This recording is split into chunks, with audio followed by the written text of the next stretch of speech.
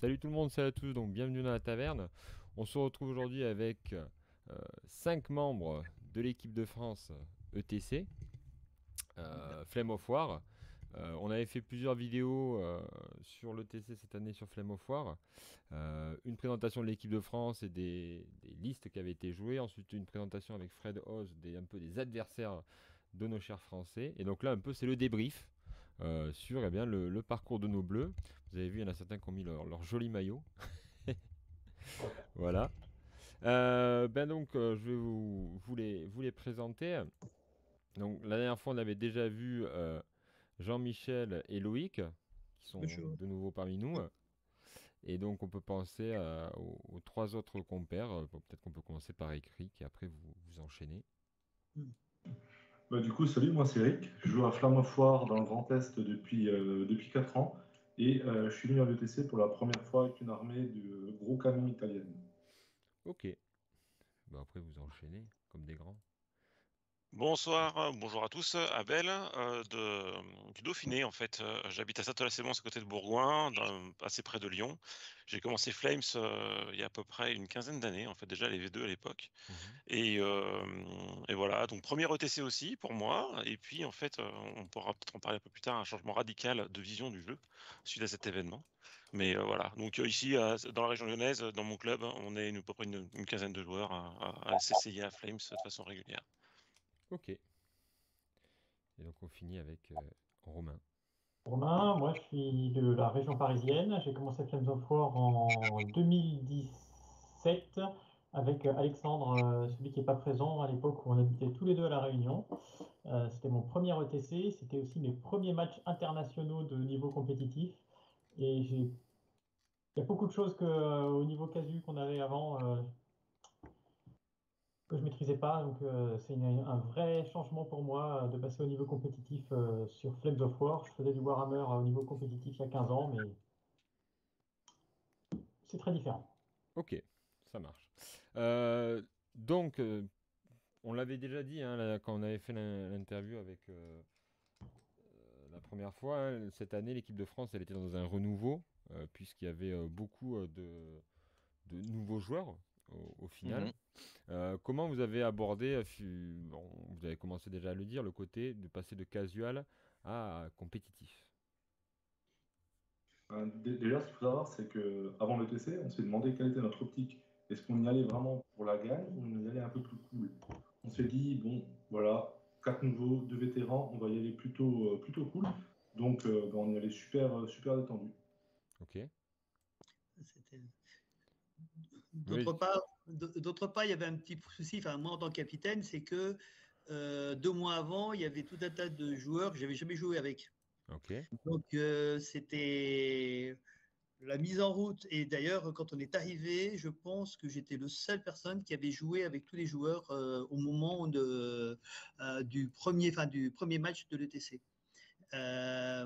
Et c'est vrai que même si on a essayé de faire passer tout un tas de messages, c'est vrai que bon, ben, il y avait un niveau qui était peut-être pas au niveau de ce qu'on a d'habitude. On manquait un peu d'entraînement. Mais le but, c'était de faire au mieux avec ce qu'on avait et de quand même que voilà, et que les gens en viennent contents, quoi. Oui. Et qu'on s'amuse surtout. Hein. Avant tout, c'était quand même le but quand on est venu à l'ETC, c'était de s'amuser. Et ça, de ce côté-là, on s'est bien marré. Oui, oui, Oui, après, on c'est s'est vrai. bien marré et on a fait un beau résultat pour des gars qui étaient allés à la cool. C'est pas mal. Oui, oui, Ouais, après. puis Ah, ouais, pour des quasi-débutants, certes, on n'a pas fait le podium, mais Sans méchanceté, je c'est pas m'attendais à bien c'est pas pire. mal que ça. Oui, C'est pas oui. mal que ça, les gars.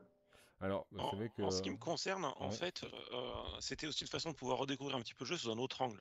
Ça Mhm. fait pas mal d'années, c'est une dizaine d'années qu'on entretient des campagnes historiques en fait dans mon club, avec on invite assez large sur pas mal de joueurs. On arrive à réunir 20-25 joueurs par an sur nos campagnes Firestorm, et donc très fluff, très dans l'histoire, avec des listes, on va dire, qui sont le plus polyvalentes possible. Mais où le metagame en fait de l'ETC n'était pas du tout abordé. Et pour moi, c'était l'occasion à la fois de pouvoir tester une autre façon de jouer avec des choses un peu plus pushy, on va dire. Jouer par équipe, pour moi, c'était la première fois que j'ai joué par équipe à Flames of War.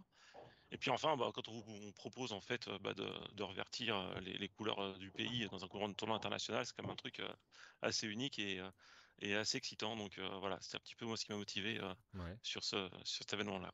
Mm. Ok. Après, en sachant que l'équipe de France avait déjà été une fois championne ETC, mais l'année dernière, elle avait terminé, il me semble, sixième, c'est ça? Mm. L'année dernière, non, on euh, était cinquième. Cinquième, C'était c'est ça? Cinquième? Et, et l'année dernière aussi, on souffrait du fait qu'il y avait un des meilleurs joueurs qui a été classé Covid Juste euh, la veille du départ, en fait. la veille du départ et qu'on a pris quelqu'un à la volée en 24 heures, trouver quelqu'un qui voulait se remplacer, qui était incapable de mener correctement son armée, qui s'est pris 6 défaites. Hein. Ouais. Vu qu'il l'a jamais joué avec, forcément, ça aide pas. Mais c'est pour ça que les résultats de l'année dernière ont été vachement plombés par rapport à ça. Alors Oui. après, il y avait aussi... Surtout quand tu sais que les capitaines serbes et compagnie, ils ont voté contre le fait qu'on modifie la liste et qu'on la rende un peu plus facile à jouer, en fait, qu'elle soit plus commune. Ouais, alors Alors que là, là, c'était une liste d'armées à la patte. Et puis voilà. Ça, c'était 2022, ça. ça, c'était 2022, donc c'était l'année dernière. Donc on Ouais. voit la France qui avait été cinquième, c'est ça? Alors là, C'est après, ça. on a le classement des 25 meilleurs joueurs. Et donc, dans les 25 meilleurs joueurs, il y avait Fred Oz qui se classait, mais ensuite, il y avait les Français, ils étaient un peu plus loin, hein, puisqu'ils étaient après la 24e place. Mhm. Cette année, donc, on va peut-être commencer par là, un peu d'un point de vue général. Donc, vous commencez la première round un peu fort, puisque vous tombez sur les Polonais. Faut savoir hein, que dans le milieu du wargame, les Polonais, c'est un peu les Comme on meilleurs. l'a dit, Hein. ils sont toujours, comme on l'a dit, ils sont sur le podium depuis 13 ans en fait. Alors, Ils n'ont jamais quitté le podium. Alors la particularité Ils n'ont aussi, pas trahi leur réputation cette année. c'est qu'à l'époque où le TC, il me semble, était joué en même temps, c'est-à-dire il y avait le TC Flame of War, le TC 40K, le TC Oui. Warhammer et le TC 9e âge, les Polonais gagnaient régulièrement la totale en fait. C'est-à-dire le fait d'être les mieux classés sur tous les jeux. Cette année, je crois qu'ils ont encore fait un super à Age of Sigmar. Ils sont champions du monde à 40 000. Donc, c'est une très très grosse nation du wargame en général. Hein, voilà, c'est Oui. quand même à préciser. Voilà, et donc comment ça s'est passé face aux Polonais, donc, ce premier tour, quand vous avez appris l'appareillement? Là, on y allait à la cool, mais on s'est fait éclater. On s'y attendait. Alors déjà, c'était compliqué pour le capitaine parce que c'était le seul qui avait joué avec nous. Donc c'était le seul qui était capable de jauger le niveau par rapport aux Polonais pour les appariements. Donc là, on a quand même mis une grosse pression sur notre capitaine. Ouais. Mais bon, mais en fait, j'ai essayé de faire au mieux pour la répartition. Bon, et finalement, mais c'était quand même, il y avait il y a Eric qui n'a pas eu de chance parce que OD il a tiré le scénario qui marchait pas dans la liste. Capitaine, pour ta défense, le gars qui m'a roulé dessus à la première partie, c'est le deuxième meilleur joueur de l'ETC cette année.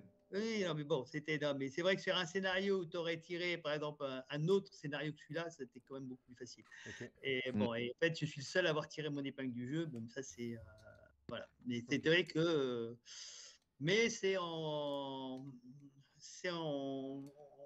rencontrant des bons qu'on apprend, en fin de compte. Oui, c'est évident, ouais. C'est là où tu fais les.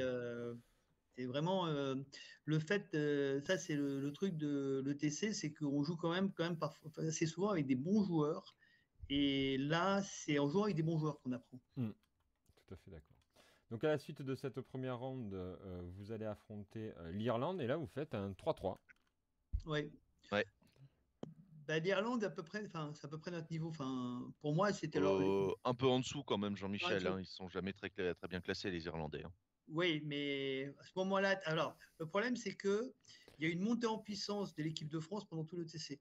C'est-à-dire que je suis persuadé que, moi personnellement, je trouve que l'équipe de France en 6e manche n'était pas la même que l'équipe de France en première manche. Ah bah oui. Parce que justement, il manquait à tous les joueurs cette notion de rencontrer des personnes, des compétiteurs d'un peu plus haut niveau.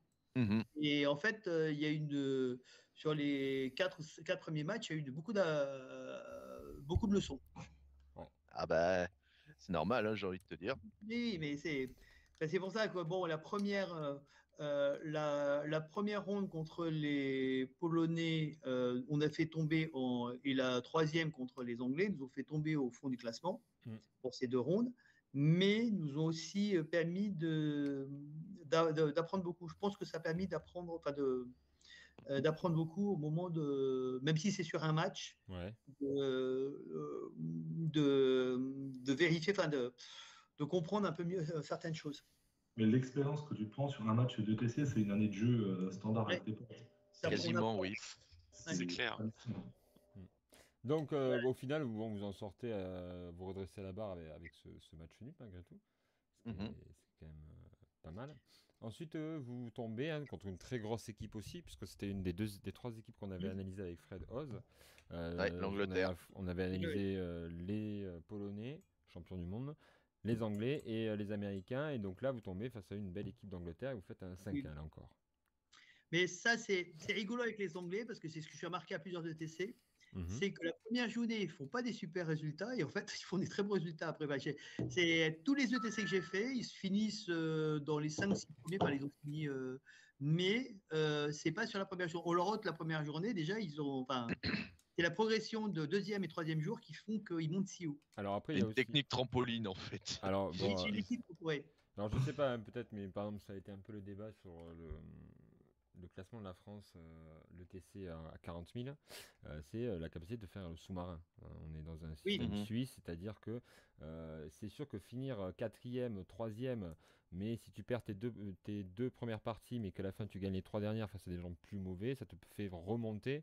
Alors que quelqu'un qui a par exemple gagné les 2 premières, voire les 3 premières, va jouer les finales et va ensuite peut-être retomber dans le classement. Donc voilà, parfois il y a des petits systèmes, c'est la ronde suisse, quoi. On sait que c'est. Ouais, mais oui, mais ça marche jusqu'à un certain point. Oui, bien sûr. Parce que je crois que les 2 derniers matchs des Anglais, ils ont pris des bonnes équipes, hein, mais parce que il n'y a pas assez de, on gagne pas suffisamment de points Ouais. pour pouvoir se rattraper les 2 premières. Enfin, on peut le faire, mais dès qu'on va monter un peu, on va retomber sur des bonnes équipes Ouais. et ça va. Et le gap ça est va trop. Le gap est trop. C'est pour ça que moi, je trouve qu'il y a quand même une progression parce que, enfin, ça, c'est le truc des Anglais, c'est quelque chose que j'ai remarqué. Ils progressent vachement en 2 jours. Parce que je pense qu'ils se remettent ils reprennent leur marque, il leur faut une journée pour reprendre leur marque. Ouais. Mhm. Ensuite, vous jouez face aux Néerlandais, et là, c'est victoire, parce que c'est 4-1. Oui, Donc, première victoire. mais les Néerlandais, c'est pas le même niveau de jeu. Oui, mais bon, tu gagnes, Mais gagnes. là, Hein. on commence justement, les gens commencent à un peu mieux se sentir avec leur armée, voir mieux les adversaires, et puis ça se passe bien, quoi. Et ensuite, on enchaîne avec la 5e partie. Donc là, on finit avec 5e partie. Les mercenaires. Les mercenaires. C'est ça. Mais les mercenaires. Langsnech. Moi, je trouve que les mercenaires, c'est la manche qu'on a la mieux réussie. Oui. Pourquoi ? Parce que le niveau des mercenaires, enfin, bon, il y avait de très bons joueurs chez les mercenaires. D'accord. Et globalement, par rapport au niveau des joueurs et résultats qu'on a fait, je crois qu'on a fait 4-2, ouais. Le 4-2, c'était quand même. Celui-là, c'était bien. Enfin, c'était. Oui. Je pense que, ouais, là, c'était d'un bon niveau. Là, c'est parce que les mercenaires sont pas. Enfin, sont pas ridicules. Hein, oui. Et bon, là, c'était vraiment ça, c'était vraiment une réussite. Pour moi, c'est la ronde où l'équipe de France a vraiment fait le meilleur résultat. Parce que la quatrième contre les Belges n'ont pas le niveau des mercenaires. Ouais. C'est la 6e, les Belges. La dernière, ouais. C'est pas le niveau des mercenaires. Ouais, donc la dernière, face aux Belges, vous l'emportez aussi avec un 3-1. Voilà, 3-1. Voilà. 2 draws. Ouais, 2 matchs nuls. Ouais. 2 matchs nuls. Et là, donc on voit le classement final. Moi, j'étais assez surpris de la position de l'Italie au final. Puisque bon, les Danois, il me semble que c'était une équipe qui avait quand même aussi fait des résultats pas dégueux les dernières fois. Polonais, Américains, on savait que c'était un peu les 2 plus gros. Mais l'Italie, hein, qui, moi je trouve. L'Italie, elle a un peu surpris tout le monde cette année, oui. Le premier joueur de l'ETC, c'est un Italien d'ailleurs cette année. Donc vraiment, Belle performance. Hein. Et les Italiens ont fait une très belle performance cette année. Bon, le truc, c'est qu'ils ont quand même de bons joueurs. Il y a une communauté qui joue beaucoup finalement. Ouais. Mais pendant des années, ils avaient des batailles de clochers un peu avec des gens qui ne voulaient pas jouer avec d'autres. Donc ça faisait que pour le construire une équipe, c'était un peu compliqué. Ça a l'air d'être un peu résorbé là-dessus. Puis du coup, tu avais beaucoup de joueurs italiens qui faisaient les mercenaires dans différentes équipes et comme ça, l'équipe italienne, elle tenait pas la route, quoi. Ouais. C'est ça. Ok. Ouais, l'équipe qui m'a surpris, c'était la Suisse aussi. Oui. Les mecs, ils ont géré vraiment bien leur ETC. Les Suisses, depuis ces dernières années, ils progressent beaucoup et c'est très bien pour eux. Franchement, chapeau les gars. C'est fini le temps où on allait en Suisse. Je me rappelais toujours le premier tournoi il y a 10 ans, ces 10-12 ans, on est allé en Suisse. On a fait un tournoi, on était 6 joueurs français à être venus en Suisse et on avait fini premier, deuxième, troisième, quatrième, cinquième, sixième avec aucune défaite de Français par rapport à des Suisses. Ça, c'était il y a une dizaine d'années. Maintenant, les Suisses. C'est eux qui vont venir faire ça au GT de Bandol. C'est ça. Ok. Maintenant, les Suisses ont progressé très fort et ils ont un pool d'une dizaine de très bons joueurs. Et surtout, ils jouent régulièrement avec ils avaient un bon niveau, ils jouent compètent bon niveau régulièrement. Et en plus de ça, ils ont une réflexion sur le méta qui est loin d'être. Ils ont une réflexion qui se tient la route. Ouais, qui tient la route. Hein. Là, ils ont une réflexion sur le méta qui tient la route. Ok. Bon, je vous propose de passer par un peu le côté individuel. Alors, ceux qui m'ont fait des schémas, peut-être qu'on va les faire passer après. Ceux qui n'ont pas forcément fait de schéma, peut-être vous pouvez prendre une game que vous avez particulièrement appréciée ou vous avez réussi à donner le meilleur de vous, ou parce que ça s'est bien passé, etc. Donc, alors, voilà, qui c'est qui veut commencer dans ceux qui n'ont pas fait de petits dessins? Je n'ai pas fait de petits dessins. Priorité aux doyens. Ouais, il y a un game que je pense que là j'ai fait. C'est mon premier est sorti. C'était justement le game contre le mercenaire parce que il y avait des voies de chemin de fer et on a demandé comment on comptait les voies de chemin de fer. Et on a dit c'était un obstacle, donc c'était quelque chose qui donnait le concealment et qui faisait bulletproof cover. Donc, je jouais en défense, c'était le dogfight, c'est-à-dire que c'est un peu comme un. C'est du no retreat avec les réserves qui arrivent sur les côtés. Et surtout les réserves qui arrivent à partir en delayed. Et donc, je m'étais avec mes 60 points et. En fait, au premier tour, je jouais donc ma infanterie mécanisée américaine. Je n'avais pas d'anti-char lourd, à part mes bazookas, puisque les 6 M10 étaient en réserve. Et il jouait, lui, beaucoup de chars, des Stuart et des unités d'infanterie d'assaut, Stuart et Sherman. Non, et c'était des Lee. Stuart et Lee. Et en fait, il s'est avancé. Il a réussi à spotter dès le premier tour sur mon infanterie qui était dans la pampa qui tenait.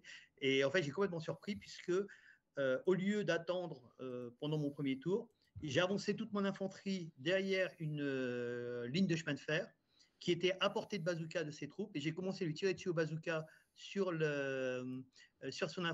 ses tanks, alors que moi, j'étais protégé par le bulletproof cover du muret. Et ça l'a complètement surpris. Et ensuite, ça l'a déstabilisé parce qu'il ne s'attendait pas à avoir quelqu'un qui est en défense avec 60 points qui attaque. Et là, il a été. Ça, je peux dire que pendant un moment, il s'est posé des questions. Et bon, ça m'a permis de. Bon, là où ça a été rigolo, c'est qu'au 4e tour, il voyait qu'il ne passait pas. Il a commencé à dire oh, bah, ça fait bientôt 3 heures et donc on va faire un nul. Non, non. En fait, il y a un système de jeu dans l'ETC qui dit qu'il faut jouer au moins le temps nécessaire pour que le défenseur puisse gagner. C'est-à-dire que là, on peut gagner que le défenseur peut gagner qu'au 6e tour. Donc, on a un système pour jouer très vite, ça s'appelle le blitz. Pour finir. La mort subite, tu cherches le mot. Voilà, c'est la mort subite pour finir les 6 tours. Voilà, et donc, c'est ce qui s'est passé d'ailleurs. mais j'ai gagné mon truc. Mais j'ai beaucoup aimé ce match parce que, bon, de toute façon, mes renforts sont arrivés comme d'habitude, 5e, 6e tour. Mais c'était la tête du mec en face à partir du moment où il a vu il attendait à ce que je l'attende finalement dans mes trous. Et en fait, non. Et ça l'a complètement déstabilisé. C'est assez rigolo. C'était la partie, franchement, j'ai la mieux réussi. Voilà, mais ça, il n'y a aucun photo. Même si je fais que 3-3, parce que il arrive toujours, j'ai une armée qui fait que l'adversaire arrive toujours à détruire 3 platoons. C'est pas jouable, mais j'avoue que c'était la partie dont je suis le plus fier. Ok, ça marche. Ensuite, qui souhaite... Je vais y aller. Ouais. Du coup, quand j'ai créé ma liste, l'idée c'était de jouer des gros canons. J'ai sorti 10 AT-14. Pourquoi j'ai fait ça? Le but c'était en fait de briser des formations. Sur les 6 matchs que j'ai fait, les 4 que j'ai gagnés, c'était pas en respectant le scénario, c'était en brisant en fait les formations de l'adversaire. Et en fait, on doit parler d'une partie. Je vais parler de la toute dernière partie contre nos collègues belges, où j'ai affronté en fait une liste de KV dans le sens de la longueur et pas de la largeur. Donc en fait, au tour 3, la partie était finie. C'était du tir au pigeon avec mon AT-14 pour du 2+ de base sur des KV avec éventuellement un couvert ou de la distance. Attends, toi tu jouais italien, c'est ça? Ouais. C'est ça. Ouais. Donc c'est ça que je retiendrai. Voilà. 4 formations brisées et ma première partie où je me suis fait complètement briser moi par contre, qui s'oppose parfaitement à la dernière partie. Okay. La boucle était bouclée. Ouais. Donc c'est le côté voilà, que le plan que tu avais imaginé a plutôt bien fonctionné, quoi. Ouais, oui. La 3e partie contre les Anglais, j'aurais pu la gagner, mais en fait j'ai fait une énorme erreur de placement de champ de mine sur Cornerhead. Et donc du coup, quand j'ai réalisé que c'était trop tard, j'ai laissé dérouler. Je pensais avoir un draw, mais non. Mon adversaire valeureux a réussi à m'artiller et à me briser ma formation. Moi. Ok, ça marche. Par contre, uniquement sur la première partie, je me suis fait prendre un objectif. Donc mine de rien, en mid, une gunline, ça peut encore tenir le coup. Bon, mais très bien. Ensuite, sinon tout le monde m'a envoyé quelque chose à commenter après. Les éléments sérieux. Ouais. Alors, les éléments sérieux. On va commencer. Alors, j'ai bien reçu les PDF, donc R3 et R4. Donc, on peut commencer. Hop. C'est parti. Hop. Donc, qui c'est qui avait fait les PDF? Il me semble que c'est. C'est trop mal. Romain, non? Oui, les Romains. R1, R2, c'est moi qui ai numéroté comme ça. Ouais, allez, c'est parti. Donc, je vais te mettre le R1 et tu vas nous commenter ton 1-1. Alors là, il s'affiche pas, c'est normal. Alors, round 1, donc je rappelle, c'est le premier match contre la Pologne. Moi, c'est mon premier match international. Ouais. Ça devrait pas s'afficher comme ça. Donc là, tu vois, j'ai pris une photo. Tu peux enlever le Defender, etc. sous de place. Alors ça, oui, est-ce que je peux l'enlever? Oui. Voilà. Donc, tu prends une photo de. J'ai fait ça que 2 fois et la prochaine fois, j'essaierai de le faire sur toutes. Et tu prends une photo, même si tu la cales pas droit, en fait, tu peux la corriger les parallaxes après. Donc, la table, elle ressemble à ça. Bon, c'est le scénario bypass. Mon ami polonais commence à droite, sur toute la colonne de droite, et moi, je commence en bas au milieu. Ici, voilà. Son armée, elle est très difficile pour moi parce qu'elle a un tigre, et mon armée n'a que les M10 qui peuvent gérer les tigres. Ouais. Et en plus, il y a un Stuka. Et son Stuka, évidemment, c'est la fête contre mon M10, parce que je rappelle que moi, j'ai pas de blindage de toit avec mes chasseurs de chars, alors que lui, il a un AT de 3, 4. Enfin, c'est un AT de 4, les Stuka. Avec une bombe, donc il n'y a pas de configuration où j'arrive à avoir aucun M10 qui est protégé. À chaque fois, il tape les 3. Sinon, je suis hors de commandement, etc. Ouais. Mais en début de jeu, il n'a pas son tigre. Donc je me dis, bah YOLO, il faut que j'y aille. Et j'attaque par le bas ses troupes. Je leur roule dessus, j'écrase, parce qu'en fait, il a rien qui permet qu'il peut gérer mes Valentines. Et puis après, premier round, il jette un dé, il fait 5. Donc il y a le tigre qui apparaît. Et là, là c'est le début de la déroute, quoi. D'accord. Donc là, j'ai beaucoup appris parce que, par exemple, il sacrifiait une plaquette d'infanterie pour coller mes chars, qui se faisaient détruire. Mais quand je tentais de me repositionner, je pouvais pas faire de dash. J'étais limité à un mouvement tactique, donc j'arrivais pas à sortir des lignes de tir du tigre. Ok, ouais. Et, voilà, bon. Euh, Ça, c'est sur le côté sud, ça s'est mal passé. Sur le côté nord, j'ai complètement coincé son assaut. Les mecs dans le petit champ à côté du maître ruban. Toute la partie, on s'est tiré dessus sans rien se faire. Alors, on s'est tué 2 voiturettes en 18 tours. Euh, Mais son tigre a fini par avoir beaucoup. C'était du tir au pigeon. Hein, il tire 2 fois, il touche. S'il me touche, j'explose. Hein. Ouais. Mes renforts, ils arrivaient en 4 heures de réserve, donc tu ne sais pas par où ils vont arriver, tu jettes un dé.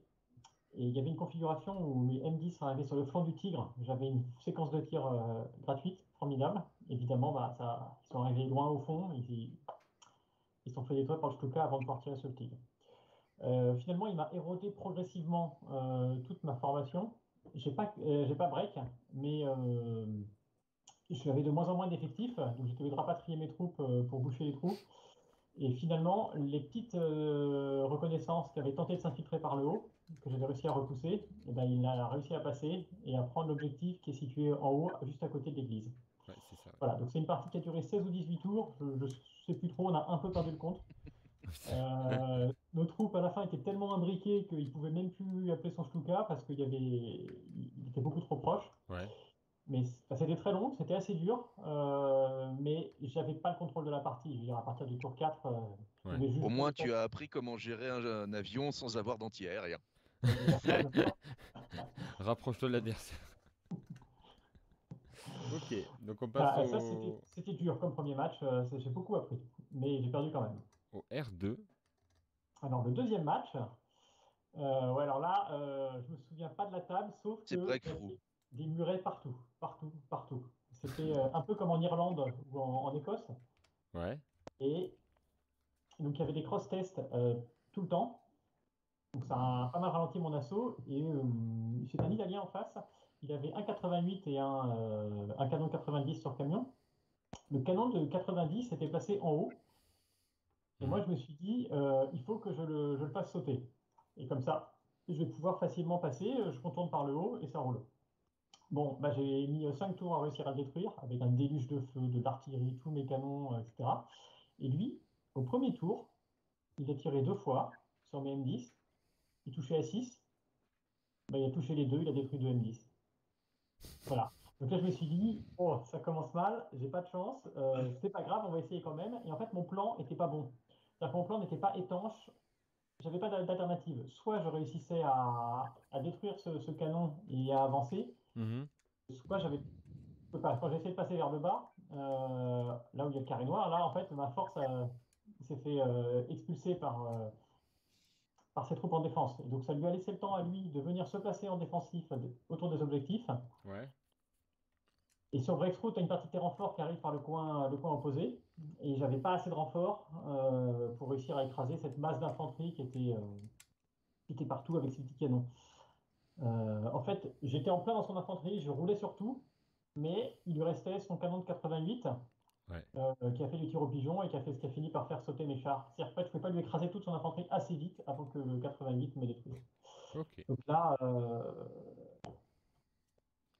c'était mon plan qui était mauvais, je pense. Je vois pas grand-chose que je peux faire de plus, mais Ouais, je peux c'est pas pas m'en grave. sortir. Ça marche. Et je t'avoue que là, on est à la fin du premier jour.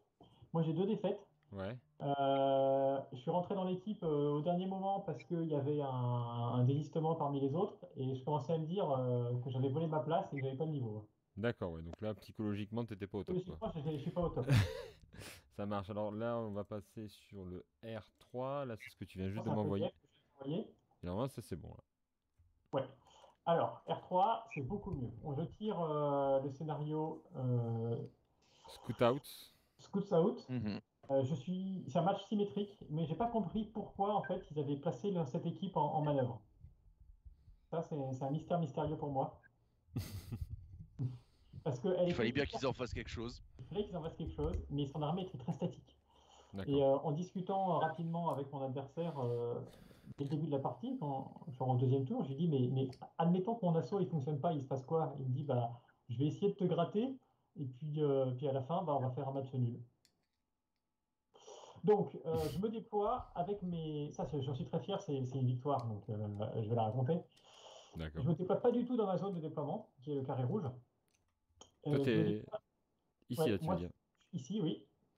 Moi je me déploie avec mes recos.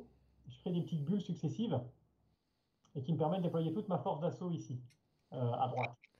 J'ai placé un objectif juste derrière, dans le petit tunnel, derrière la crête, ce qui fait que les seules troupes qui pouvaient défendre, c'était celles qui se trouvaient euh, juste alignées derrière, avec une ligne de tir très étroite.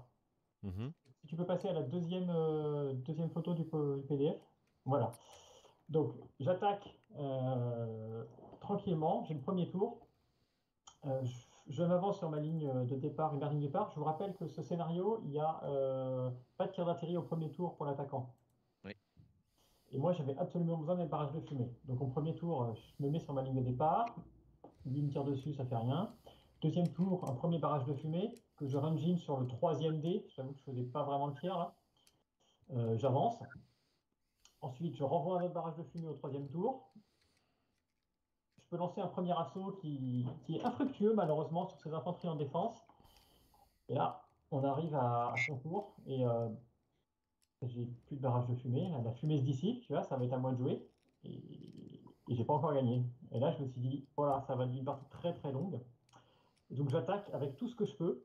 Je tire avec tout ce que je peux pour obtenir un jet de les 5 hits pour avoir Pin out, un pin down. Et ouais. donc ça lui divise par deux les tirs de ces canons anti-chars qui sont placés derrière l'objectif.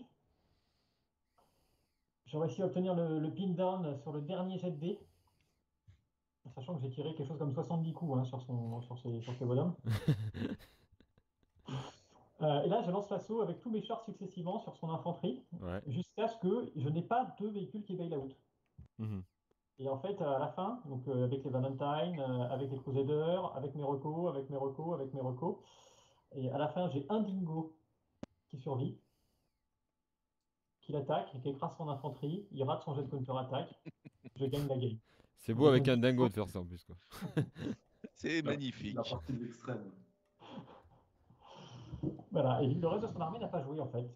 C'est Ouais, bizarre un peu aussi dans le. c'est bizarre, quoi. Il a fait quelques coups de mortier sur mon artillerie, il a tiré quelques anti-chars sur mes petits chars à l'autre bout de la carte, mais bon. Voilà. Peut-être qu'ils nous ont aussi sacrifié cette partie pour marquer 5 points. Hein. Mm. Peut-être, ouais, oui, après c'est. Là, ils sont bien scorés, mais moi j'ai gagné et j'étais content, j'étais fier comme un chevreuil face aux autres. Alors, vous avez perdu? Saucier partout, c'était top. C'était la seule victoire des Français face aux Anglais quand même. Hein. Et si je me Ouais. rappelle, Romain, c'est à partir de ce moment-là, tu as commencé à être moqué d'Alex. En disant alors, toi, ta victoire, elle vient rien, qui lui a bien mis la pression. Bah, sauf qu'à la fin, Alex a gagné plus que moi. Mais bon. Bon, Ok, t'es donc qu'un fou, hein, Romain. on passe au R4. Alors, la quatrième partie, celle-là, donc il y avait aussi une voie ferrée et la voie ferrée, on l'a jouée en cross-test et en terrain. Ouais. Et c'était la première fois de ma vie que j'ai pu avoir mes recos qui avancent de 90 cm sur la route, puisqu'elles allaient du. Bah, elles auraient pu, quoi, mais à cause de la voie ferrée, j'étais limité à 80, je crois. Voilà. En 6 ans de Flames of War, c'est la première fois que j'avais une route comme ça. Donc c'est notable quand même. Pareil, je me déploie pas du tout dans ma zone de déploiement grâce à mes recos. Donc les petits arcs de cercle, c'est pour indiquer la limite des 40 cm. Mhm. Ouais. Et je fais un plan qui se base sur ma liste, qui va faire une bascule d'effort. C'est-à-dire que je fais semblant d'attaquer un objectif et en fait je vais attaquer l'autre. Donc je vais faire semblant d'attaquer le carré bleu qui est situé à droite et en fait Mhm. mon réel objectif c'est le carré bleu qui est situé à gauche. Sauf que si tu fais défiler les slides, mon plan il patauge complètement parce que mes commandos qui devaient s'infiltrer par en bas, Mhm. ils avaient à chaque fois qu'ils faisaient un bond entre une maison, une forêt, etc., il fallait qu'ils réussissent le blitz. Normalement, je réussis à 3+, ça passe. Ça a été la catastrophe. J'ai raté les 3/4 de mes jets. Et donc, j'ai mis très très longtemps à avancer mes commandos jusqu'à leur position de finale, que tu peux voir sur les slides suivantes. Ouais. Voilà, donc j'avance, je continue à mettre la pression sur l'autre, je fais glisser mes recos le long de la voie ferrée, et on arrive sur la dernière slide, où mes recos franchissent la voie ferrée, mes commandos sont sur la maison qui surplombe ces troupes qui défendent l'objectif. Et sauf que là, on est au tour 6 et on n'a plus le temps de finir. Donc on termine sur un draw. Le réel enseignement, c'est que il faut que j'apprenne à jouer plus vite. Parce que là, on faisait 2 ou 3 tours de plus et je pouvais lui faire sauter tous ces chars qui étaient en train de défendre l'objectif. Ouais. Alors, mon adversaire m'a objecté que si on avait joué plus longtemps, il aurait placé ses chars différemment. Et donc, j'aurais pas pu prendre cet objectif. Mais d'un autre côté, s'il les enlevait de l'objectif avec mon attaque, ma feinte, Ils n'étaient pas ailleurs, oui. voilà, ils n'étaient pas ailleurs. Donc, Oui. Alors après, c'est difficile en faisant le match de dire. c'est difficile de refaire le match, mais j'aurais bien aimé jouer 2 tours de plus. Et ça, c'est quelque chose que je vais regretter pendant pas mal de mes matchs nuls. Parce que j'en ai fait 2, 3, je sais plus. J'aurais bien aimé avoir une demi-heure de plus. Juste une petite digression, Romain, par rapport à ce que tu as dit pour tes commandos. En fait, pourquoi est-ce que tu n'as pas plutôt utilisé le follow me? Parce qu'en fait, le follow me, tu utilises leur dash en terrain ouvert, tu fais 30 déjà, alors que le blitz, tu le rates, tu es obligé de faire ton tactique, donc tu fais 20, tu fais 30 maximum. Alors qu'avec le follow me, tu fais 40. En fait, l'avantage du blitz, c'est que je savais avant. Il n'y avait pas que du terrain ouvert, hein. Je ne pouvais pas bondir d'un coup. Certes, mais néanmoins, tu fais Je pouvais déjà pas la. faire l'économie, parce que sinon, j'aurais été à terrain découvert et il y avait des mitrailleuses qui battaient le terrain. Donc, avec le blitz, l'avantage que je m'étais dit, c'est que je sais si je vais pouvoir bondir ou pas bondir. Alors qu'en follow me, je pouvais me retrouver au milieu. J'aurais peut-être pu mieux jouer, hein, en effet. Tu as raison. Oui, mais au final, déjà, le follow me, tu te gares en faisant le dash, tu fais déjà ce que tu fais au maximum avec le blitz. S'il commande dans les maisons, il ne peut pas faire de dash. Oui, bien sûr. Non, il aurait fallu que je sois en cross-country et en fait, moi, je sautais de couvert en couvert, donc non, ça passait pas. Enfin, il fallait que je prenne un autre plan de bataille où je mettais pas dans les forêts et dans les maisons, mais derrière. Je l'ai pas fait, alors soit parce que j'y ai pas pensé, soit parce que je pensais que ces mitrailleuses allaient battre le champ. Je sais plus. Mais j'aurais appris pour la prochaine fois, en effet, c'est une option à étudier pour aller plus vite.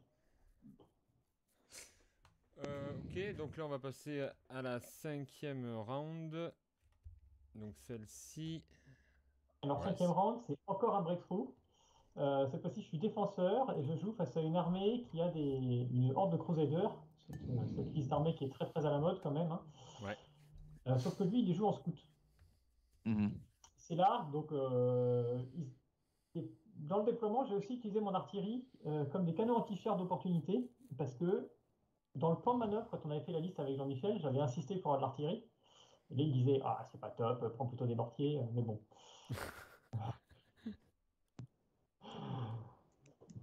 C'était peut-être pas le choix optimal a posteriori, mais bon, là, j'avais anti-char d'opportunité. Normalement, tu te mets loin au fond de la table, et puis tu portes à 2 mètres dans un coin, et puis tu étais tranquille. Mais dans beaucoup des scénarios que j'ai tirés, j'ai jamais pu être à 2 mètres, donc j'ai toujours été sous le feu de son artillerie, comme c'était le cas ici, où lui il contrebattait mon artillerie avec 2 groupes de mortiers. Donc en fait, il avait plus de puissance de feu que moi. Mais je voulais juste gagner du temps pour qu'il ne puisse pas lancer ses assauts avec mes artilleries qui se servaient comme des six-pounder. Ouais, c'est un peu cher, c'est 14 points au lieu de 12, mais j'avais mes 4 feux, mes 4 tubes. Finalement, il avance. Je commence à repousser son premier assaut là qu'il envoie vers la droite. Ensuite, on continue. Bon, il finit par faire sauter mes artilleries, il se déploie. Et là, à la fin, il y a ces renforts qui arrivent dans le champ. C'est d'abord des commandos ou des parachutistes, je ne sais plus, et ensuite c'est Crusaders. Et il n'a jamais tiré avec ses troupes qui sont arrivées par le coin opposé, par en bas à droite. Pourquoi? Parce que comme il était scout, il restait gun to ground tant qu'il ne tirait pas. Il était concealed grâce à son champ. C'est ça. Et lui, il s'est assis à côté de l'objectif et il a attendu. Alors, j'ai eu une séquence de tir où j'ai tiré beaucoup, beaucoup, 37 tirs de mitrailleuse sur son infanterie avant qu'elle réussisse à se digine. J'ai fait une touche, qu'il a sauvegardée forcément. Ah Et oui. à partir de là, en fait, je ne pouvais plus gagner le scénario parce que je ne pouvais plus le repousser. Par contre, je pensais pouvoir faire un draw. Ouais. Et malheureusement, j'ai été trop optimiste sur les besoins que j'allais avoir sur l'équipe centrale. Et j'ai raté une relance d'une counter-attaque de Reco. Et il faut quand même des counter-attaques sur 6. Donc, je suis allé trop loin et j'avais mal anticipé ça. Donc là, c'est moi qui ai fait une erreur qui a transformé un draw en défaite. Donc là, j'ai encore pas mal appris. Notamment parce qu'il m'a eu sur pas mal de fois sur des petits mouvements où il arrive à faire des sneak on tank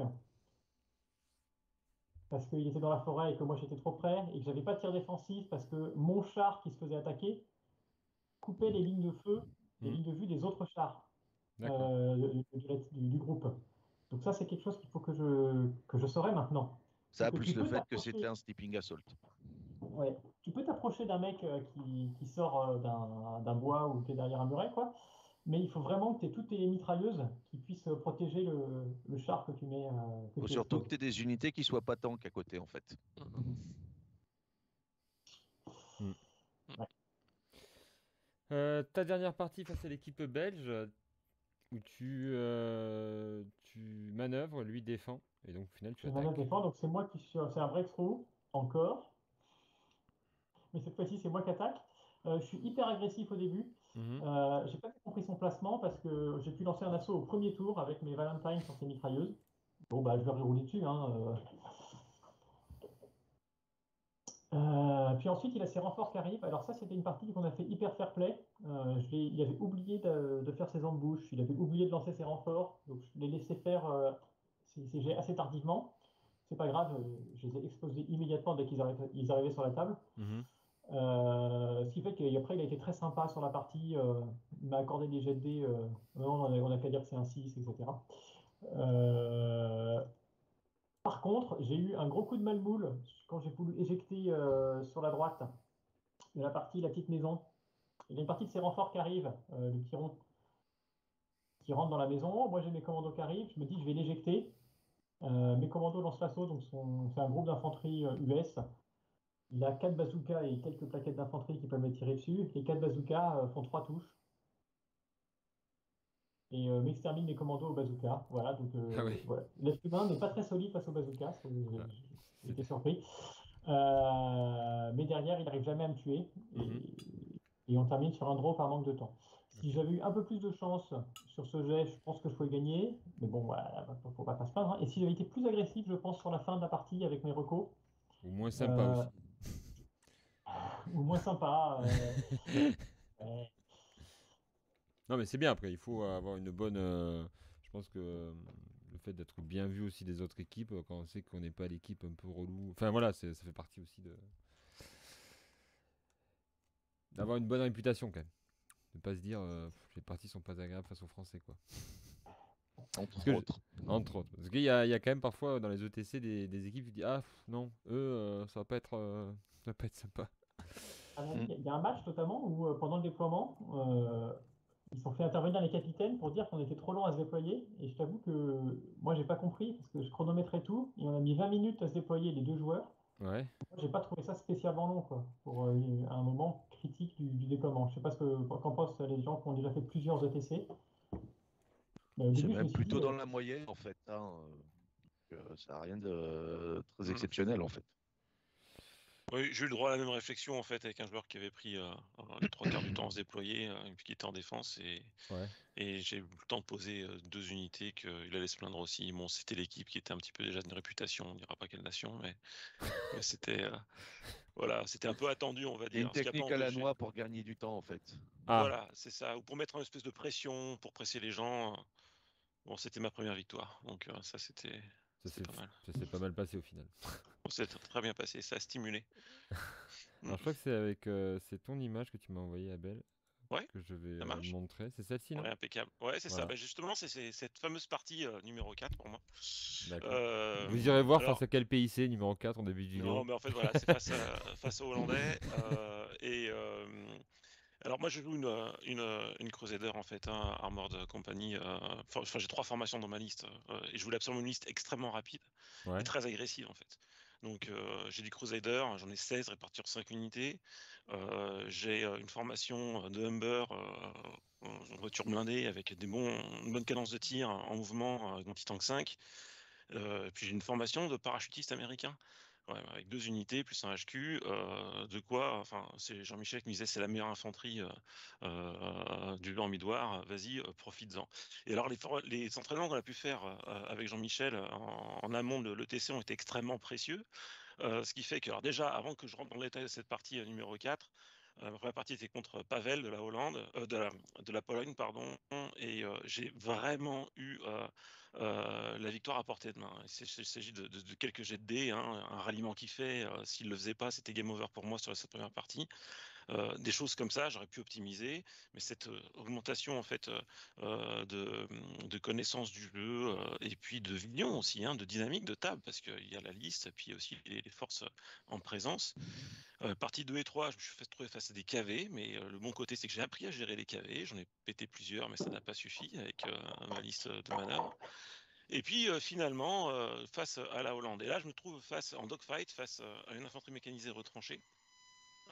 Et assez solidement avec 5 champs de mines. Il faut imaginer, vous avez la partie basse en fait de cette photo, au-delà de la ligne horizontale qui représente la ligne de défense en fait du Hollandais. Donc infanterie mécanisée, bien retranchée dans les bâtiments à droite, aussi un petit peu sur les bâtiments près du deuxième objectif à gauche.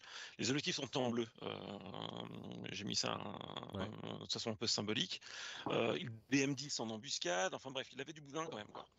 Et c'est un petit peu ce que disait tout à l'heure Romain, c'est-à-dire que quand on est face quand on a des équipes, des teams qui sont très mobiles, ce qui est intéressant, c'est de pouvoir essayer de feinter dans un endroit et puis de rusher sur l'autre. Et ma liste étant quand même assez symétrique, finalement, je me dis tiens, tu vas faire une feinte en essayant de percer au centre. Et en fait, tu vas prendre l'objectif à gauche, le plus proche. Et ce que j'ai commencé à faire, c'était tout de suite mettre mes parachutistes sur mes Crusaders pour leur faire gagner en fait en mouvement et en rapidité. Et là où j'ai cristallisé en fait la défense ennemie, c'est que j'ai mis un peu de mon excédent en Crusader et en Humber sur la partie gauche de cette photo. Et quand on a un follow me sur un Crusader en cross-country qui fait 60 cm d'un coup, ça peut mettre la panique en face. On se dit voilà, en 60 cm, il arrive, il est quasiment sur l'objectif. Du coup, j'ai déclenché ses embuscades. Il a fait une translation en fait de ses troupes pour essayer de défendre cet objectif qui est en bas. Et puis à travers la forêt et les murs que l'on voit à droite, mes parachutistes, mon unité est arrivée sur dos des Crusaders, un peu de smoke. 2 assauts plus tard, c'était fini, fin de partie au tour 3, surprise d'Objo, et il ne pouvait pas réagir.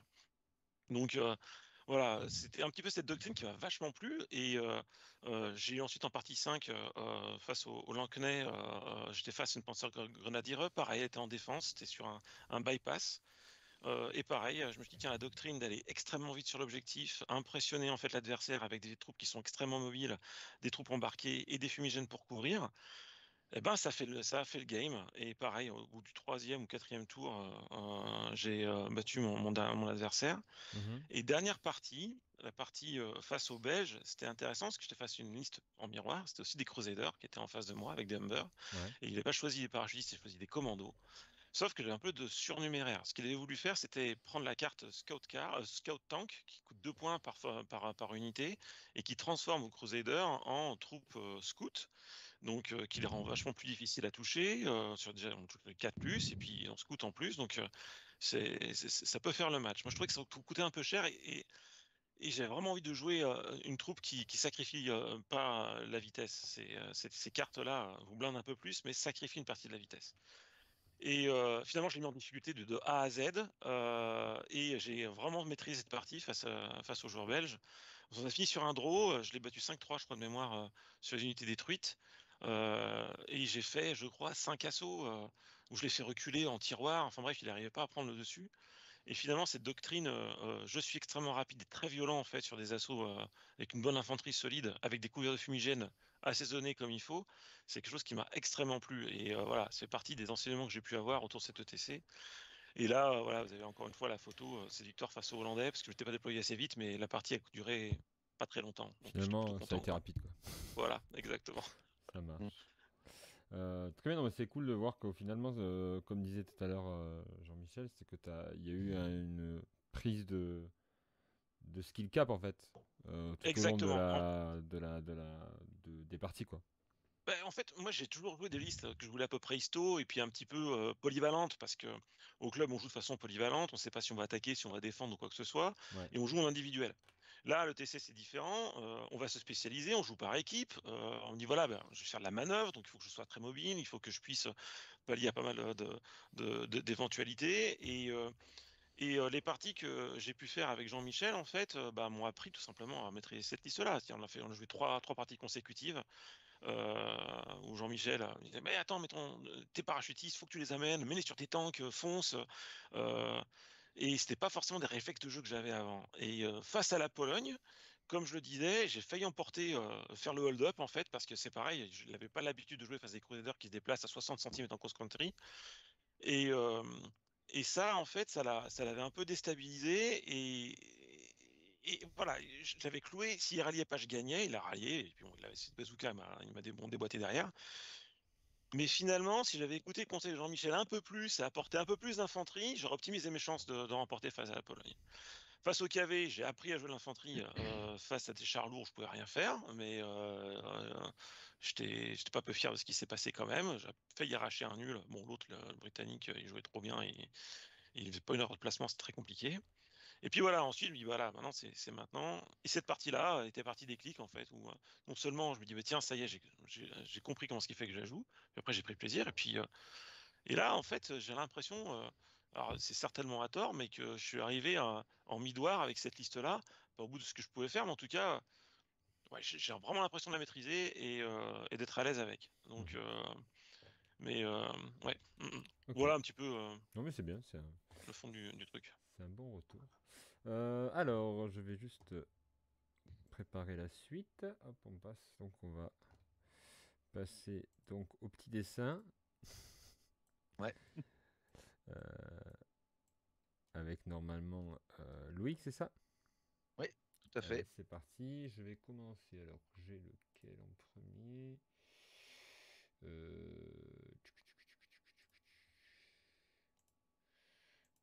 Alors, il faudra que tu me dises dans les. Je vais faire apparaître et tu me diras lesquels je dois te. Commence par celle où il y a marqué T1, en fait, celle où tu as les deux maisons avec une clôture au milieu de la table. Celle-là, non. Alors. Voilà, Ah non, c'était deux, ça. voilà. Ça, c'était deux. C'est l'autre, c'est celle d'avant. Celle-là. Voilà, tout à Ouais. fait. Allez, je Donc t'écoute. là, en fait, première partie contre la Pologne, je joue contre apparemment le plus jeune joueur de l'équipe de Pologne. On se tombe sur Scout Out. Donc en fait, la partie pourrie par excellence, hein, parce que tout se joue beaucoup sur des GT. Donc lui, en fait, en gros, il décide de déployer son artillerie au niveau des deux objectifs, enfin de l'objectif de sa zone de déploiement. Ensuite, il utilise un Spirit pour déployer les Churchill qui sont à côté du pont. Ouais. Ensuite, voilà. Ensuite, moi de mon côté, j'ai fait un peu pareil avec les petits bons de puce avec toutes mes recos, PTRD et KV pour aller essayer de prendre l'objectif.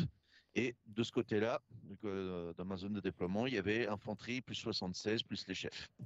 Voilà, histoire d'essayer de tenir l'objectif qui était là et pour tenir le temps que les KV fassent leur boulot, quoi. Ouais. Ensuite, il y a plusieurs choses qui ne se sont pas passées comme prévu. Tout simplement, déjà, c'est lui qui a le premier tour.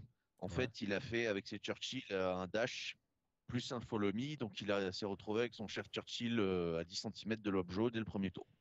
Ok. Ça commence déjà à être compliqué.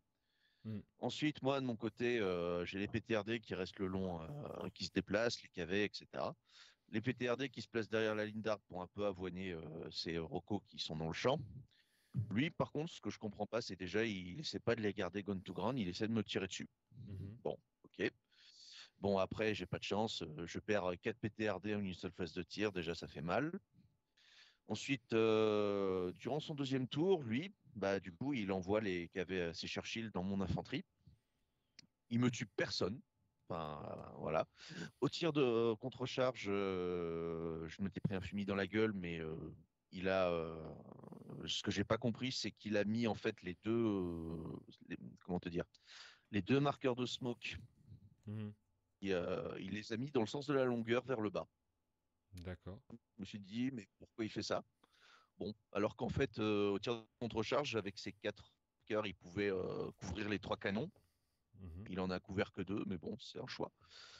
Malgré tout ça, il y a le chef de pont qui me charge une infanterie. Il se prend un tir.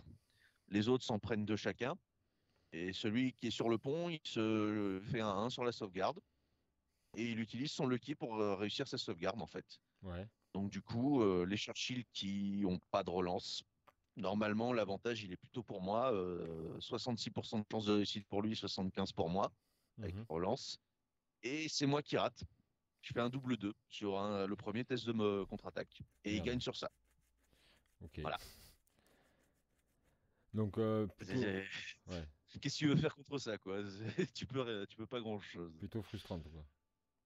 Oh oui. Honnêtement, c'est la partie la moins intéressante de l'ETC, mais c'est pas la plus frustrante pour moi.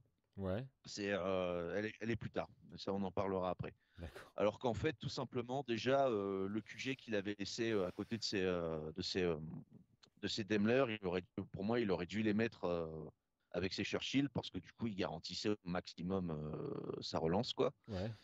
Et voilà, il y a ça. Il y a le fait qu'il place mal son smoke pour moi. Il a fait quelques petites erreurs, mais bon, par chance, il a réussi à gagner.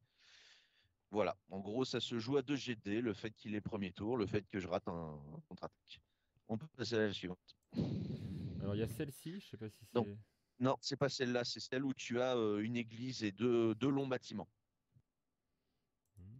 Alors, peut-être que je l'ai Non, pas. non, donc celle où tu as deux bâtiments longs en biais là. Alors, est-ce que je l'ai pas, peut-être? Si je te les ai toutes envoyées, elle est dedans normalement.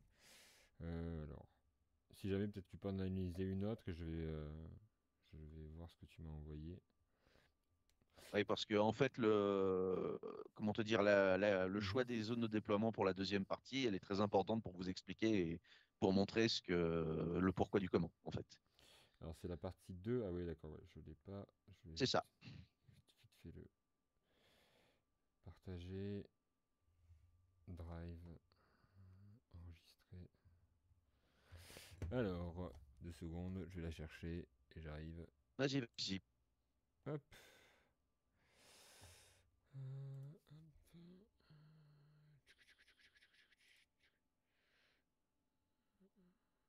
Voilà, donc pour continuer, en fait, juste à la fin du truc, il y a un éclair qui m'a traversé le cerveau et je me suis dit, putain, mais t'es un abruti en fait. En fait, je me suis juste dit, pourquoi t'as pas utilisé tes KV comme unité de défense? Parce que j'ai joué de manière beaucoup trop classique en fait. Et là, les KV, les Churchill, ils pouvaient pas passer sur l'objectif en fait. Hmm. Ou alors, ça allait lui prendre des plombes, quoi. Ah oui, tu l'as joué de Mais bon, manière bref. offensive, quoi. On va dire. Oui, mais comment te dire, j'ai joué une défense trop classique en fait, c'est ça Mhm. que je veux dire. Oui. Parce que infanterie avec canon, c'est une manière très classique de le faire. Mais du coup, cette idée, en fait, elle m'a trotté dans la tête et elle m'a servi pour la dernière partie. Mais ça, j'en parlerai plus tard. Alors, c'est celle-là. Alors, elle est pas. Je vais pouvoir la faire basculer, hein, mais c'est pas Voilà, que ça.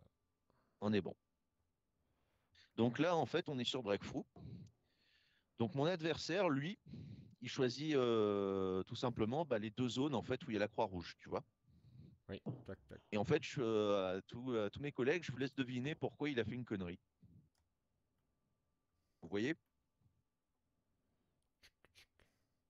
Ici. Abel, est-ce que tu as une Bah, idée par exemple? un peu les bâtiments et la route, non? Bah oui, entre autres les Voilà. longs bâtiments en fait. Parce Ouais, que en c'est fait, ça. s'il avait tout simplement choisi ce carré et ce carré-là, déjà pour moi, pour prendre les objectifs, c'était très compliqué. Alors que là, il m'a laissé un putain de boulevard. Alors, à ton avis, pourquoi... Enfin, là où c'est le plus flagrant, c'est quand même ici, là. Deux. Enfin, là où c'est quand même le plus flagrant, je trouve, c'est ici. Enfin, là, il l'a foutu en plein milieu, non? Enfin, il n'y avait rien autour, quoi. Mais est-ce qu'il Oui, pense mais ça, pas ça, c'est sa zone de déploiement, en fait. Ouais, Voilà. d'accord. Loïc, Mais il jouait en, quoi déjà le gars en face de toi? Il avait beaucoup d'infanterie, il avait que des chars bah, pour justifier ça? il Qu'est-ce avait qu'il une a? Hero Rifle comme moi. Il Ouais, avait une d'accord, ok. Hero Rifle comme moi, mais il avait les KV-8 et les KV-1. D'accord. Ouais, d'accord. Ouais. Donc lui, il s'est déployé... Alors, si j'avais pas peut-être saisi, donc lui, il s'est déployé au niveau des croix, c'est ça? C'est ça. Et il a mis des C'est- objectifs. Moi, c'est moi qui place les objectifs. Toi, Donc, tu les en as... fait, Ouais. j'en ai placé un en fait à ce niveau-là pour éviter qu'en fait il se ramène vers les bâtiments et qu'il me bloque la route. Ouais. Et comme ça me permettait justement d'avoir une zone dégagée où les KV allaient faire leur boulot. Mhm. Et ensuite l'autre dans le champ de blé, bah, pour de manière classique, qu'il y ait les chars qui puissent aller faire leur boulot. Voilà. Donc en gros, début du premier tour, j'ai mes KV qui dashent complètement sur la route et ils se retrouvent au niveau de la croix, au niveau du croisement. Mhm. J'ai un peu des trucs qui partent partout pour un peu lui empêcher de mettre son embouche où il avait choisi ses Valentines. Et en gros, il m'a mis des canons, de l'infanterie ici, une infanterie dans le bois. Et pendant son premier tour, il sort son infanterie du bois pour aller vers l'objectif. Et il fait encore une connerie parce qu'il ne mesure pas que son infanterie elle est à 40 de mes KV. Voilà. Donc ensuite, ça m'a permis de faire un putain de bond de fou. Je lui suis arrivé dans la gueule dès le début et j'étais dès mon tour 2 sur les objectifs. Ce qui commençait déjà à être très compliqué pour lui. Ouais. Ensuite, pendant les tours successifs, il perd sa formation de BA parce que je lui démonte à peu près tout. Durant son tour 3 en fait, son deuxième appel de réserve, il me rentre les KV-8. Mais Mhm. les KV-8, il me tue 3 plaquettes d'infanterie. Voilà, c'est pas génial comme résultat. J'ai eu un peu de château-dé aussi, on va pas se mentir. Et j'ai mon infanterie qui me permet du coup de détruire son chef et une formation de BA qui était au niveau du petit bâtiment du croisement là. Mhm. Voilà, du coup à son tour, la formation de BA elle se barre. Déjà une formation de détruite. Ensuite, durant son tour 3, il y a ses KV1 qui rentrent. Là, par contre, complètement tout en haut. J'ai pas compris l'intérêt pour lui qui faisait ça. Ici, là? Il faudra m'expliquer. Voilà, dans cette zone-là, il les fait rentrer par là. J'ai pas compris l'intérêt. Mhm. Voilà. Parce que du coup, après, mes KV, ils ont combattu son infanterie qui était entre le champ et la forêt qui est juste là. Ouais. Là, je les repousse encore. Du coup, en fait, je joue au ping-pong avec son armée, en gros. La petite blague. Ensuite, au bout d'un moment, bah, on finit par se taper dessus. J'ai mes Valentines qui arrivent par là. Du coup, il Par là, commence à ici? se faire presser comme un citron. Voilà, Parce que oui, parce que toi, tes renforts vont arriver sur cet angle-là, là, ici. c'est ça. Comme sur Breakfruit est limité à une seule unité pour l'attaquant, bah, j'ai Ouais. mis les Valentines puisque c'était les plus lents. Mm. Du coup, c'était pas mal pour moi. Ensuite, du coup, bah, on s'est tapé dessus, Puis, si ma mémoire est bonne, voilà, c'est lors de mon cinquième tour, en fait, bah, je lui prends l'objectif qui est dans le champ et je lui break l'armée en même temps. Mm. En plus, t'avais déjà celui-là, en fait. Oui, mais celui-là, c'était pas, comment te dire, j'ai préféré regrouper en fait tous mes chars pour Oui, m'assurer oui. d'avoir un objectif de prix. Oui, d'accord. Voilà. Et donc, voilà, j'ai gagné sur ça. Et comment breaker l'armée en prenant des objectifs. C'est ça. Voilà, on peut passer à la partie 3 contre Graham. Alors, la partie. C'est celle où tu as les marqueurs rouges dans la zone de déploiement, ce sont les champs de mines. Alors, il faut que je retrouve ça. Pas celle-là, non plus. Celui-là. Voilà, celle-là. Donc là, on est sur Dogfight face à Graham, qui Mhm. est l'un des meilleurs joueurs anglais, toutes catégories confondues. Donc ils choisissent cette zone-là, là où il y a tous les champs de mines, etc. Là, je place l'objectif parce que bon, ça va être celui que je vais prendre. Mhm. Et lui, il place l'objectif ici au niveau de la tranchée. Ouais. Donc voilà, ici, là, au niveau des 3 petites maisons en haut, j'ai les comment te dire, j'ai les PTRD qui se déploient, les canons, les mortiers, etc. Ouais. Mon premier tour, du coup, les PTRD se cassent dans la forêt pour bombarder de tirs ces canons de 75 qu'il avait déployés à côté de son infanterie. Mhm. Voilà. Les canons de 76 font pareil. J'ai les T-34 qui sont déployés au milieu, qui vont dans la forêt. Mhm. Les KV qui sont juste à côté, là, derrière à côté du chemin. Mhm. Ils vont tracer directement vers le centre, ici, là où il a déployé une grosse ligne d'infanterie avec des canons anti-chars, etc. Les Valentines et une infanterie, elles sont au niveau de la petite forêt. Mhm. Et du coup, deuxième tour, je lui rentre dans le lard directement. Comme ça, en fait, j'arrive à l'enfoncer sans aucun problème. Lui, ce qui du coup le force en fait à sortir son embuscade de PAC 40 Mhm. au niveau des bâtiments là et au niveau de la rivière. Seul truc, c'est que comme il n'a pas il a pas de couvert, il est obligé de se mettre à 40 et à chaque fois, les endroits où il arrive à se placer, il a beaucoup de mal à le faire. Ouais. Voilà. Donc, il est obligé d'énormément les écarter, ce qui va pas forcément lui servir. Mais bon, au moment où il les sort, il réussit à me tuer un KV à longue portée. Mhm. Pas de bol pour moi. Mais bon, bref, j'ai le KV qui reste, etc. Il va passer ensuite derrière la gare qui est ici, les doubles bâtiments. Je vais charger un endroit où il n'y a qu'un seul pack 40 en fait. Du coup, au tir de contre-charge, il me rate. Et j'arrive à enfoncer, il essaie de tenir, etc. Mais malgré tout, le KV il réussit à passer. Et du coup, bah, comme il a un pack 40 qui est à portée, il ne peut pas le bouger, donc il le perd. Mhm. Voilà. Du coup, je recule un peu le KV. Et à son premier appel de réserve, il me fait rentrer son tigre. Le tigre qui m'a, sur un seul tir à longue portée, m'avoine mon dernier KV. Voilà. Donc du coup, bah, j'essaie d'envoyer une infanterie qui était en haut pour essayer d'aller déminer les trucs, mais il réussit à tout m'avoiner. Donc du coup, la seule solution qui me reste, c'est les T-34 qui ont un peu fait le ping-pong entre le bas et le haut parce que je savais pas trop quoi en faire. Et après la partie, je me suis dit, t'as été un imbécile sur ce coup-là. Du coup, en fait, les T-34 ont été obligés de repasser par la forêt parce il a déployé ses champs de mines extrêmement près. Mhm. Du coup, il m'a laissé un trou et je suis passé par là. Manque de peau, j'ai que deux T-34 qui ont réussi à passer avec la distance, tout ça. Et en fait, j'ai qu'un seul T-34 qui arrive au close à cause de la ruine au milieu.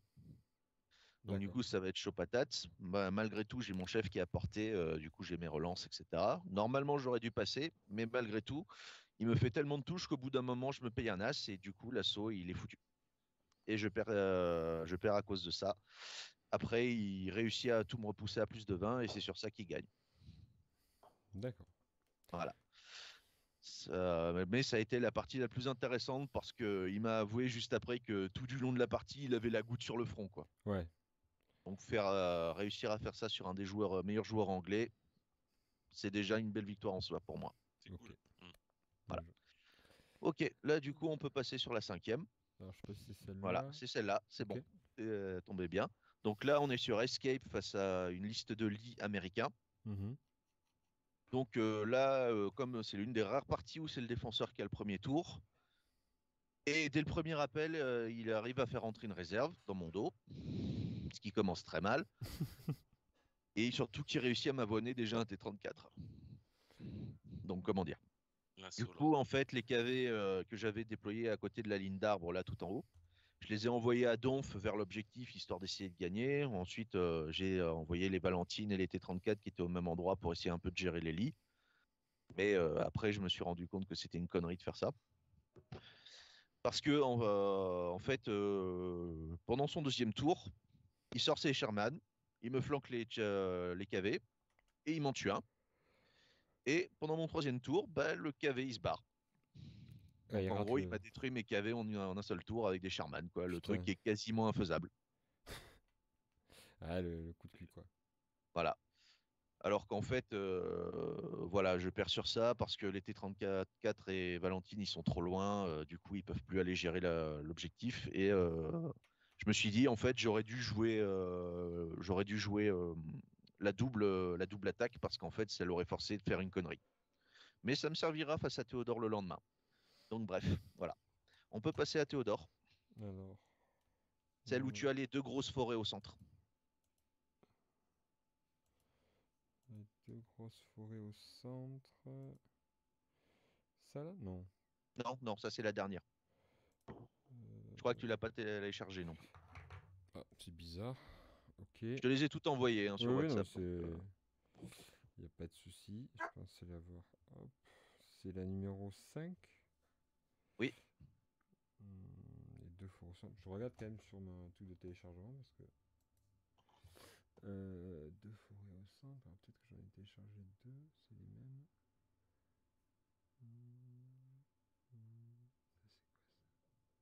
Ça, c'est quoi ça? Non, c'est pas ça. Hop. Enregistrer. Hop. Partager. Je vais aller sur le drive comme tout à l'heure. Vu que j'étais sur le drive. Hop. Alors, check. Drive. Hop. Hop.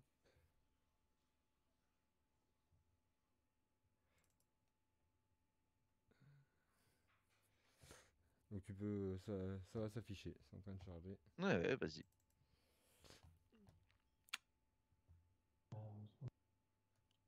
Allez. Ah, c'est bon.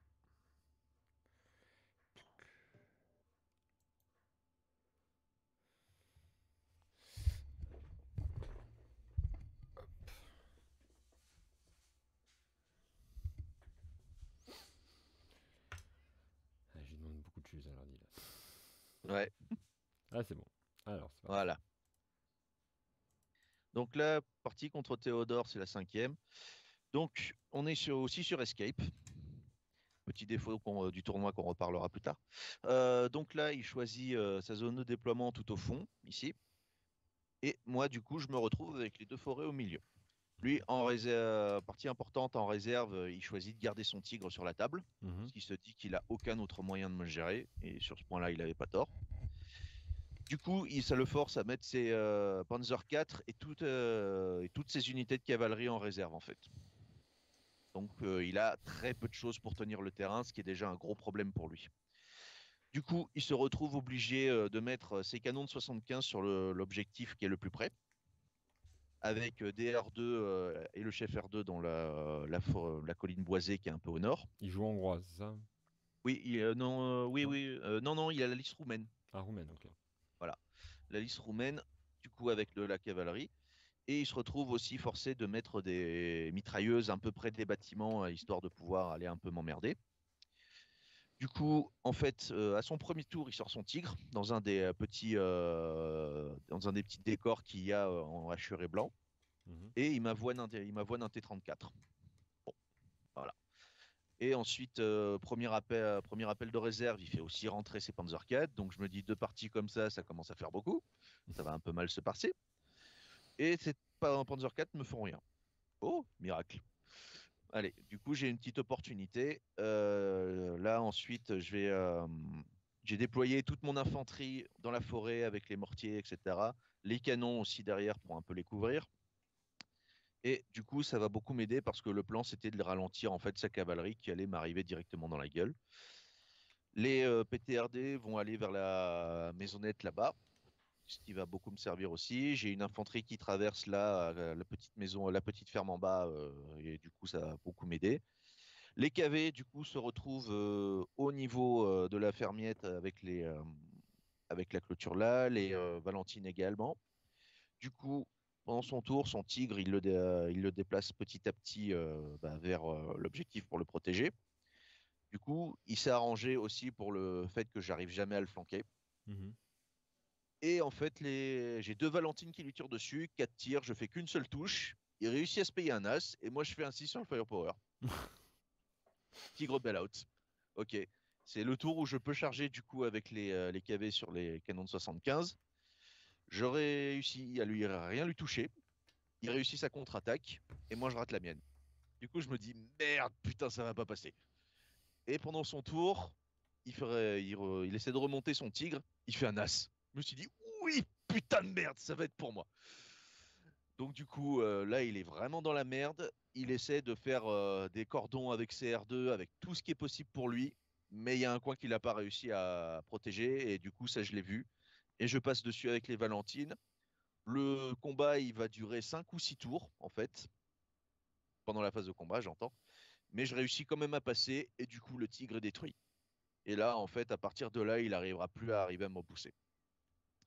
Pendant ce temps-là, il y a aussi à son troisième tour, il y a toute sa cavalerie qui rentre en une seule phase. Du coup, à son quatrième tour, il me détruit complètement la position fortifiée.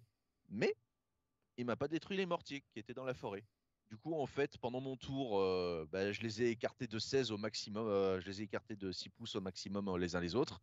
Et du coup, en fait, ils pouvaient pas passer. Donc, je les retardais d'un tour comme ça. Voilà, sacrifié pour la mère patrie. Voilà, et de l'autre côté, pendant ce temps, il y a les T-34 qui ont fait leur vie, ils ont détruit une équipe de mortiers, etc. Ils sont allés chercher l'objectif du fond, et il a envoyé juste une équipe de R2. J'ai toutes les BA qui ont rejoint les T-34, ça commençait à être la fête du slip. La seule mitrailleuse qui lui restait, il l'a envoyée pour protéger l'objectif. Mhm. Mais du coup, j'ai envoyé l'infanterie, etc. Elle n'a pas tenu. Donc j'ai gagné comme ça. Ok. Donc, ça, c'était ta 5e partie. Voilà. Et donc, on va terminer avec. La 6e contre Tobias. Alors, je sais pas. Non, c'est pas celle-là, c'est celle où c'est du combat urbain. Ouais. Voilà, c'est celle-là. Dans l'autre sens. Alors, oui, je suis là. Pouf. Ouais. Voilà. Donc là, on est sur Dust Up face à Tobias. Donc, en gros, lui, il a déployé un objectif tout simplement au niveau d'un pont là-bas. Moi, j'ai déployé un tout au fond. Lui, il en a déployé un dans le bâtiment, etc. Enfin, à côté, dans la rue, j'entends. Ouais. Et moi, je déploie celui-là ici, parce que bien à découvert et surtout proche de la ruine qui est là. Et en fait, lui, il fait quasiment pas de spearhead. Il en fait un par-ci, par-là, mais il sait pas trop quoi faire. Enfin, en tout cas, c'est l'impression qu'il m'a laissé. Mhm. Moi, j'ai fait full spearhead par là. Du coup, j'ai mis de l'infanterie, les PTRD, j'ai mis des mortiers, j'ai mis tous mes mortiers par là, en fait, Ou, au niveau du bâtiment au centre, là. là, ici, là. Voilà. Ok. Donc, du coup, en fait, c'est moi qui arrive à avoir le premier tour. Du coup, une reco qu'il a mis tout à gauche, il la perd parce qu'il se prend beaucoup trop de tirs de PTRD et voilà, elle est détruite. J'y envoie aussi toute l'infanterie dans le bâtiment gris. Mhm. Et petite chose que du coup, ça m'a servi à la première partie, c'est que j'ai utilisé mes KV en unité de défense. Ils étaient en défense au niveau de l'objectif qui était le plus proche de sa zone. Voilà. Du coup, j'ai l'impression que ça l'a un peu perturbé, machin. Enfin bref. Ensuite, deuxième tour. Comment te dire, moi je sors mon infanterie au centre, etc. Déjà pour lui mettre une menace sur les SMG team qu'il avait mis à côté de son objectif. Et du coup, pour essayer un peu de lui tendre une petite carotte pour que ces KV-8, en fait, ils se déplacent. Mhm. Et ça a marché. Du coup, il les a tous envoyés par là. Moi, j'ai un peu attendu, etc. Voilà, il m'a détruit quelques teams. Il me restait 2 plaquettes à la fin. Mais je suis quand même allé l'emmerder avec. Et surtout, du coup, au troisième tour, j'ai ma première réserve qui rentre, T-34, hop. Je l'ai fait arriver à dash maximum vers l'objectif et c'est possible, c'est arrivé.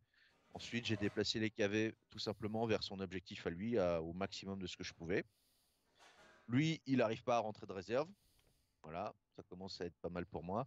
Ses KV, il les ramène un petit peu, mais bon, il peut pas les ramener trop vite non plus, puisqu'il était à côté de mes unités, donc il pouvait pas dasher. Mhm. Ensuite, mon troisième tour, j'attaque ces mortiers qu'il avait mis au niveau de l'objectif. J'arrive à lui en éclater quelques-uns, mais il se repousse dans le bâtiment là. Je peux pas encore gagner, mais ça va pas tarder. Parce qu'en fait, dans la panique, il a raboté ses SMG directement dans la ruine qui est tout au nord là. Et en fait, je me suis dit, oh, il a fait une grosse connerie. Du coup, en fait, j'ai tout le monde qui s'est rameuté par là. J'ai les T-34 qui réussissent à lui détruire tout simplement une unité de BA et son unité de T-60 qui était à côté. Il y en avait un qui était balote, mais bon, c'est pas grave. Et du coup, j'ai chargé son infanterie. Mhm. Ça a duré 2-3 phases et puis après, il a fini par craquer et puis j'ai gagné. Voilà. Et je lui ai mis un 8-1 parce que moi, j'ai perdu 0 unité, j'ai perdu qu'une seule unité. Ah oui, en plus. Ouais. Face à Théodore, c'était du 6-3 parce que bon, il m'a pris quand même pas mal d'unités. Mais là, c'est ma meilleure partie en fait en termes de scoring. Donc tu termines très bien le TC au final, Ouais. sur une belle victoire. Même Bon, si, même si honnêtement, j'aurais espéré faire beaucoup mieux. Gagner contre Graham, ça aurait été sacrément satisfaisant, mais bon, les dés n'ont pas été avec moi. Et puis voilà. Au moins, ça se finit pas mal. J'ai réussi à battre 2 gros joueurs. oui, C'est après, plutôt satisfaisant comme fin. ok. Bon, ben voilà, ça a permis un peu de chacun de faire un peu le tour de ces parties.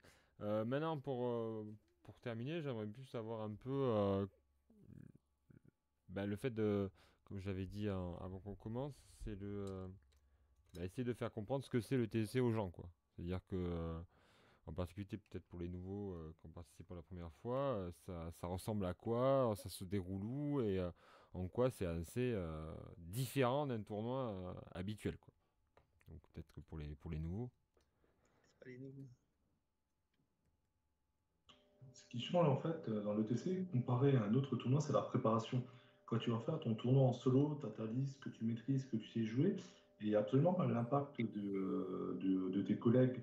Et ça, on l'a vraiment vu grâce à Jean-Michel qui est venu tous nous voir pour nous montrer un peu comment ça fonctionnait.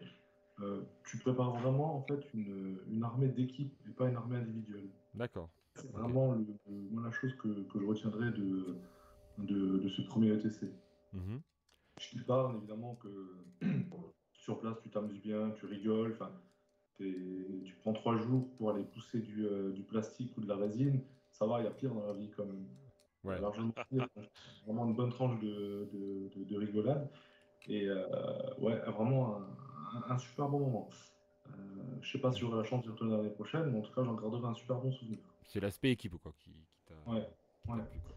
Et puis, Ok. tu as t'as toute la soirée après où tu vas manger, tu vas boire des bières, tu t'amuses. Enfin, Ouais, ouais, bien sûr. franchement, c'est bien. C'est très communautaire dans le bon sens du terme. Cool. Ouais, enfin, moi je suis pas un grand habitué des tournois compétitifs du tout en fait, hein. Je suis un peu tombé dans le TC. Alors, évidemment, c'est quelque chose que je voulais faire. J'en entendais des échos vraiment très très positifs. Et, euh, et cette dimension de jeu d'équipe, que vient de souligner Eric, en fait, c'est quelque chose qui m'attirait véritablement. Mhm. Et Ouais. en fait, j'avais un peu la crainte de tomber face à une communauté de joueurs ultra compétitifs, avec des dents qui règlent par terre, en fait, et puis qui allaient piner surtout. Mais en fait, non, une communauté extrêmement bienveillante, en fait, avec des joueurs qui sont très prévenants. Est-ce que tu es sûr que tu n'as rien oublié? Il y a peut-être ci, il y a peut-être ça. Euh, et puis, ouais, véritablement l'esprit d'équipe là qui était, moi, je suis vraiment éclaté quoi, hein, depuis le moment où pour la première fois on se rencontrait physiquement avec certains des joueurs qui étaient ici, même si je connaissais déjà un petit peu Loïc et puis Jean-Michel pour les tournois Firestorm qu'on avait pu organiser il y a quelques années chez nous dans la région lyonnaise. Mais voilà, ça a tout de suite très très bien matché. Et puis au-delà de cette aventure d'équipe, ouais, moi ce que j'ai trouvé vraiment incroyable, c'était cette espèce de bienveillance, d'attention des joueurs par les uns par rapport aux autres, de respect des temps, euh, du respect aussi bah, de l'environnement. Enfin, c'était vraiment au top de ce point de vue-là. Et enfin, encore une fois, pour moi, c'était le premier pied dans le metagame de Flames. Le jeu par équipe diffère énormément. J'ai l'impression d'avoir découvert un nouveau jeu en fait, Mhm. avec des mécaniques qui me sont à peu près familières. Et finalement, une espèce de coopération interarmes qui est vachement plus poussée dans ces milieux de tournois là. Voilà, il y a les appariements. Il va falloir que le capitaine puisse jouer les bonnes listes en face des bonnes listes, de devoir jeter quelques joueurs parfois en pâture pour lancer les rondes et voir comment ça va se passer. Et au-delà de la performance individuelle, il y a, voilà, il y a les autres membres de l'équipe qui sont là. Il faut qu'on assure un minimum. On nous fait confiance sur une partie face à une liste particulière. Des points qu'on a pu voir en révision avant ou autour, parce que les discussions n'arrêtent pas, en fait, hein, Oui. autour de l'ETC. Parfois il y a C'est du beaucoup de messages sur WhatsApp. Ah ouais. Puis c'est pas fini, hein. Mais du coup, c'est du petit déjeuner jusqu'à la bière de 23 heures. On essaye de réfléchir de petits. On se donne des petits conseils.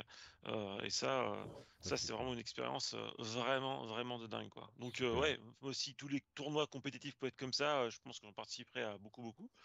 Mais là, véritablement, voilà, moi je repars avec ma petite besace en fait. Chaque joueur dans les équipes nous a offert un petit quelque chose, que ce soit une bière par les Anglais, que ce soit un fanion belge, un dé par un dé hollandais ou des marqueurs de placement. Ah, c'est cool ça. Voilà, il y a une espèce d'échange comme ça, de communauté, de fraternité interjeu. Et puis moi, il y a un truc, alors je sais pas si des choses que mes compagnons ont remarqué, mais j'étais aussi agréablement surpris par le plaisir qu'avaient les joueurs à retrouver les vétérans, hein, que ce soit Jean-Michel ou Loïc. Les autres joueurs faisaient un détour et comment est-ce que ça va? Et j'ai trouvé ça vraiment très très bien, quoi. Donc ouais, hyper envie d'y retourner évidemment. Euh, et bon là, le prochain, si j'ai bien compris, ce sera en Lectoire. Donc c'est une autre façon de jouer. Et ça aussi qui est bien dans Flames, hein, c'est que Ouais. ce sont des périodes où on joue pas du tout de la même façon. C'est un jeu à chaque fois qui est différent, même si les règles restent solides et à peu près les mêmes. Mais j'ai l'impression qu'il va falloir réapprendre beaucoup de choses. Ouais. C'est une nuit-doire. J'ai l'impression de s'éphémériser un peu. Voilà. En tout cas, voilà Et- pour moi, c'est ce retour. Et toi, Romain? Alors, ce qui est très intéressant, c'est la construction des listes, parce qu'il y a des restrictions de tournoi. Alors, on y adhère pas, mais il faut faire avec les figures imposées, hein, c'est comme un patinage artistique. Et Abel et moi, enfin, l'équipe avait fait le choix de placer Abel et moi sur des listes très semblables, sur des listes manœuvres, Crusader, avec une compagnie de reco. Et en fait, il a fallu, quand on construit nos listes, qu'on se mette d'accord sur qui prenait la compagnie de Daimler, qui prenait la compagnie de Humber, Mm, qui mm, allait mm. jouer les Crusaders et qui allait jouer la Death of Glory. Parce qu'il fallait qu'on construise deux listes qui tournent bien, qu'on arrive à maîtriser, sans trop piétiner sur les plates-bandes de l'autre pour qu'il l'empêche de jouer. Voilà, moi, j'aurais bien aimé jouer la compagnie de Para-US, mais voilà, je ne pouvais pas parce qu'elle était déjà prise. C'est toute une série d'arbitrages comme ça qu'on fait en équipe, que tu construis parce que tu as senti la méta en amont ou pas. Alors oui, en effet, il y a des choses qu'on n'a pas anticipées. Il y avait plus de KV que ce qu'on anticipait, si j'ai bien compris, d'après Jean-Michel. Mais ça, c'était vraiment très très sympa en amont. Et puis Jean-Michel, je voudrais le remercier quand même pour son last minute coaching à chaque fois, où juste avant que la partie commence, une fois que la partie a commencé, tu peux plus discuter, tu es vraiment face à ton adversaire. Et juste avant que la partie commence, il te dit attention, hein, oublie pas, hein, tes conditions de victoire, là, il faut que tu breaks son armée, là, la clé, c'est tel support. Toujours à fond, le capitaine. Super. Mm. Et une vraie camaraderie, une vraie volonté de nous pousser vers le haut. Ça, c'était vraiment bien. Bon, ben, top, super.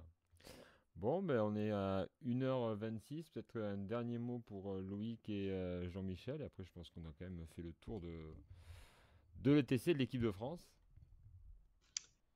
Bah, moi, c'était la première année où j'étais capitaine. Bon, ça a été un peu dur parce que j'ai été désigné capitaine un peu tard. Mais j'avoue, c'est une expérience humaine qui est très intéressante.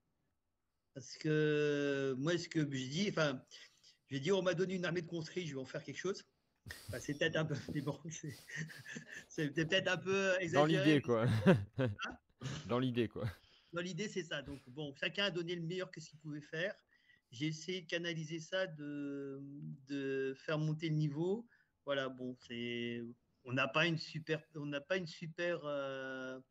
comment dirais-je, super classement. On n'est pas dans les types top 5, mais je pense que c'est quand même, c'était honorable, très Et, honorable.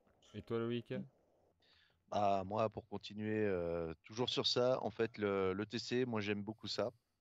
Parce que j'ai aussi beaucoup fait de battle et le niveau compétitif avec des gens chiants, j'en ai connu. Hmm. Mais au moins, ce qui est appréciable à l'ETC, c'est qu'il y en a qui arrivent à rester cool, à rester fair play. Et c'est pour ça que je vais continuer pour ça. Et surtout, pour essayer de passer le palier des 3 victoires, en fait, parce que j'ai pas fait un ETC où j'ai fait mieux que 3 victoires. Ah, Voilà. petit objectif C'est personnel, quoi. Ouais, voilà. Ok. C'est ce que j'aimerais bien. Puis là, ça me fait aussi des bons petits parcours. On part ensemble. Ouais, Moi, c'est j'ai le sympa. chien dans la voiture. Ça fait toujours plaisir. Ouais, c'est cool ça. Alors, les prochaines rendez-vous pour l'équipe de France, ben, ce sera évidemment en août prochain. Alors, on sait où c'est déjà ou pas? Ça, c'est les capitaines qui vont se voir, oui. Non, ça, les lieux ont laissé vers décembre à peu près. Voilà, donc de toute façon, on vous tiendra informé sur la chaîne. L'idée, comme vous avez pu le comprendre au début, c'est un peu de redynamiser, peut-être on l'a fait en off, mais là je le dis comme ça, c'est de redynamiser la communauté Flames en France. C'est pour ça que l'équipe de France est ouverte aussi à des nouveaux joueurs.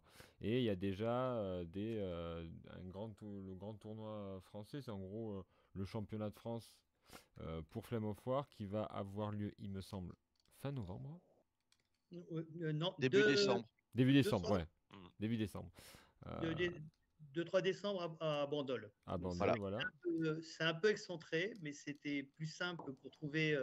On comme- aurait voulu la faire à Lyon, mais les dates étaient déjà Ouais. toutes prises, Voilà, donc bon. on va les faire pour l'an prochain. L'idée, c'est Voilà. vraiment que, alors, si vous êtes intéressé par le TC, si vous êtes intéressé par faire du Flame of War à niveau compétitif, ça peut être déjà une bonne porte d'entrée. Et en 2024, pardon, il y aura un autre tournoi. On va essayer d'organiser aussi une rencontre sur Toulouse. Je sais que ça commence un peu à s'organiser pour qu'il y ait des rencontres un peu dans d'autres coins. Voilà, l'idée c'est que vraiment qu'il y ait une petite communauté qui se forme pour aussi entraîner les joueurs qui potentiellement peuvent aller en équipe de France pour leur faire finalement du compétitif aussi régulièrement. C'est ça aussi l'idée, quoi. Voilà, donc ça s'organise petit à petit et on vous fera suivre ça, quoi. Voilà, Et à tous ceux messieurs. qui, Ouais. voilà, à tous ceux qui peuvent venir de partout, venez, Voilà, ça fera plaisir. c'est ça. Je vous remercie, messieurs. Merci. Passez Merci à toi. une bonne soirée et on se retrouve à très Mm. vite. Ok. Allez, ciao. Merci. beaucoup. Ciao, revoir. bonne soirée. À bientôt.